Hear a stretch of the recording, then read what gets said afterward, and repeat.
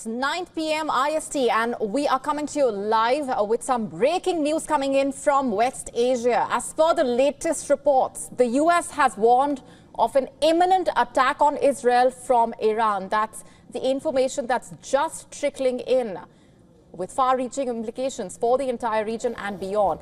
Let's tell you what a senior U.S. administration official has said. Iran is preparing to imminently launch a ballistic missile attack on Israel.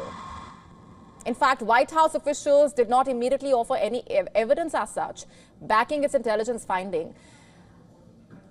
At this point, my colleague Susan Teherani with us on the broadcast for more inputs. Susan, what more can you share with us at this point? This, of course, is a major development coming with far-reaching implications.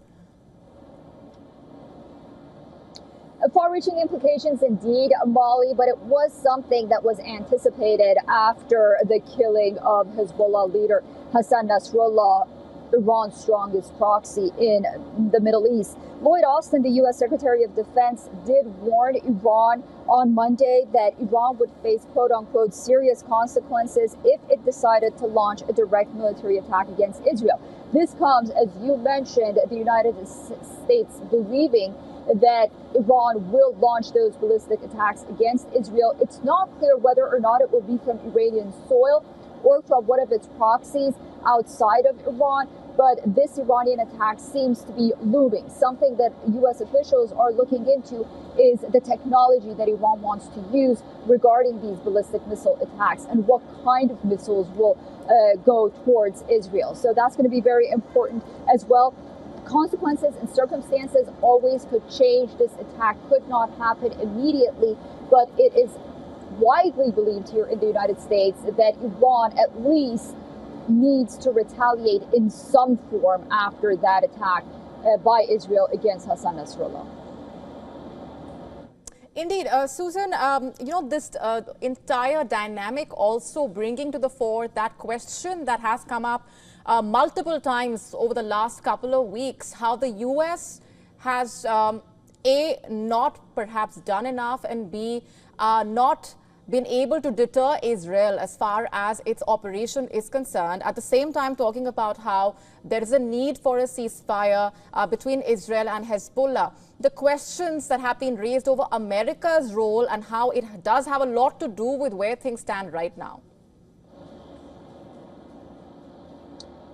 Yeah, well, this is the double standard and this sort of walking on eggshell policy that we've seen with the Biden administration throughout the last 3 years. This is not an isolated incident.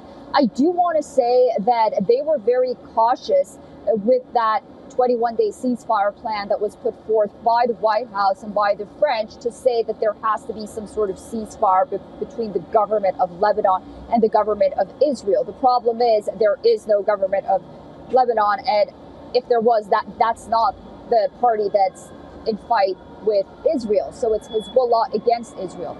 For the United States, it wants to say that these comments are authentic, but on the other hand, in the eyes of the United States and its allies, Israel carried out one of the most successful anti-terror attacks against Hezbollah in recent days, considering the fact that Hezbollah is on the list of state-sponsored terrorists at the State Department here in the United States. So there is so much only that the United States can say.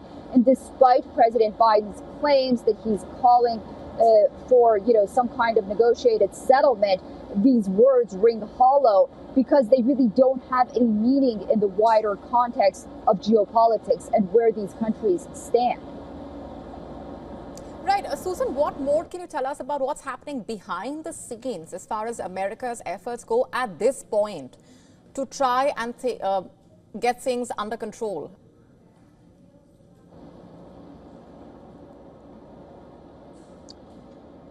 With this ground invasion from the IDF, the United States claimed yesterday that over the weekend it had talked to Israeli officials and the IDF had assured the United States that this ground incursion into Lebanon that's happening right now is going to be targeted and it's not going to be wide scale.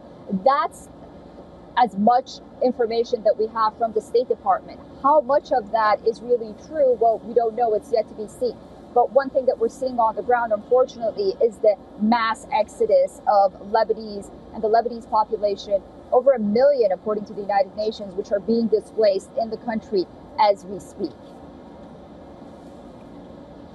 All right, we're leaving it there for the moment. Susan Tehrani getting us those inputs. Thanks very much for now.